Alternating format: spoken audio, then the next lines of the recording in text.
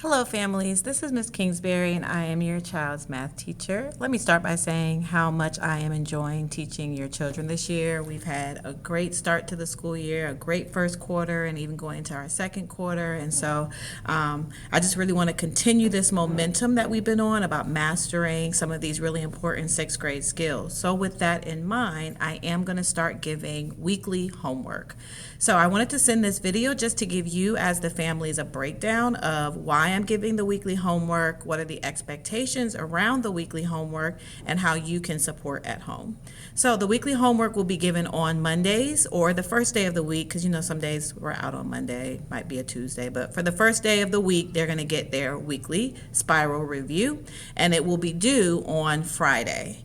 And so they'll have an entire week to work on the homework. And the reason I give a full week to work on the homework is I do know that we all have busy lives. Some kids play sports, and so they may not be able to sit down every night and do homework. So this gives them the opportunity to kind of decide what days are the best days for them to get the homework done. Some kids like to get it all done at one time. Some kids like to split it up. Some kids only work on it on the days when they have extra time. But either way, it gives them that flexibility, and you as the family's flexibility to not have to sit down every night doing homework, unless that's your choice.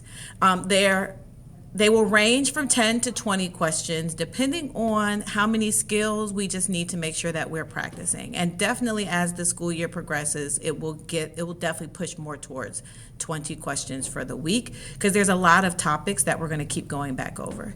The homework that they're going to be receiving will be spiral review, meaning it's going to be topics that I've already taught, things that they've already learned, and it's giving them an opportunity to get more practice with it, and also an opportunity to make sure that they don't forget it when they have to use those same skills later on in the school year, because we don't want them to take an AOG in June on something that they haven't seen since October. So we want to make sure we keep those really important skills sharp.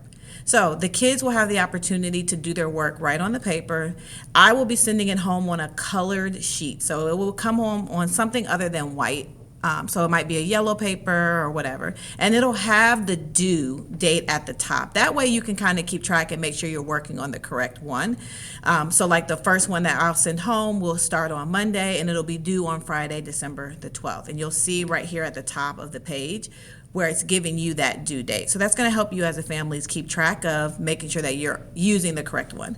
I'm also going to send home a talking points reminder about homework, just to keep that fresh, to make sure that as families we don't forget to, remind our students to get that homework done.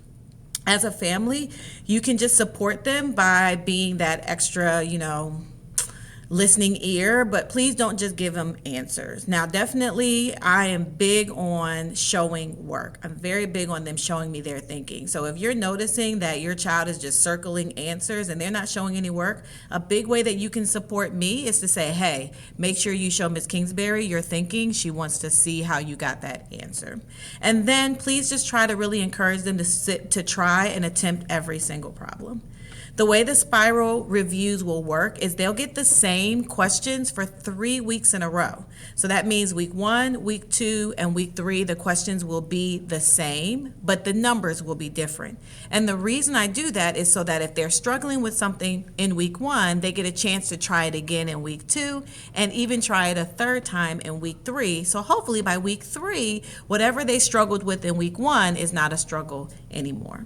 And then as a student, we will, on Fridays when they turn it in, I will go over the answers. We'll have an answer key. They'll be able to grade it and check it. But it won't be for a grade in the actual grade book. This is about practice. It is about giving them the opportunity to keep those important sixth grade skills sharp. And so I just need your help as the families to just really encourage them every single week to work on that homework, to get that homework turned in, and to be checking in with them to see how are they doing with it. And if you're noticing that they're really having a hard time with it and you want to send me a message and talking points to kind of put that on my radar, I'm happy to answer any of those messages during school hours, of course.